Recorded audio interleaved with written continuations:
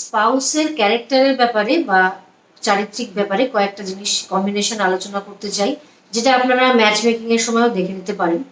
Seventh হাউসে যদি Venus থাকে তাহলে কিন্তু স্পাউস খুব লাস্টফুল বা লাস্টসময়ী হওয়ার পসিবিলিটি থাকে।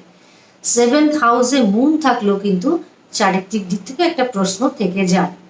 এছাড়া সেভেন্থ লর্ড যদি স্যাটার্ন বা ভিনাসের রাশিতে থাকে এবং শুভ প্ল্যানেটের দৃষ্টিতে থাকে তাহলে কিন্তু মাল্টিপল রিলেশন হওয়ার একটা সম্ভাবনা থাকে। এছাড়া নিচস্থ ভিনাস এবং রেট্রো ভিনাস এগুলো কিন্তু চরিত্রের জন্য খুব একটা শুভ নয়, এবং কোনো সময় যদি ভিনাস বা রাহুর কোনো কম্বিনেশন যদি মিথুন রাশিতে থাকে বা তুলা রাশিতে থাকে তাহলে কিন্তু অনেক সময় পার্টনার একই রিলেশনে খুব একটা সন্তুষ্ট থাকে না, মাল্টিপল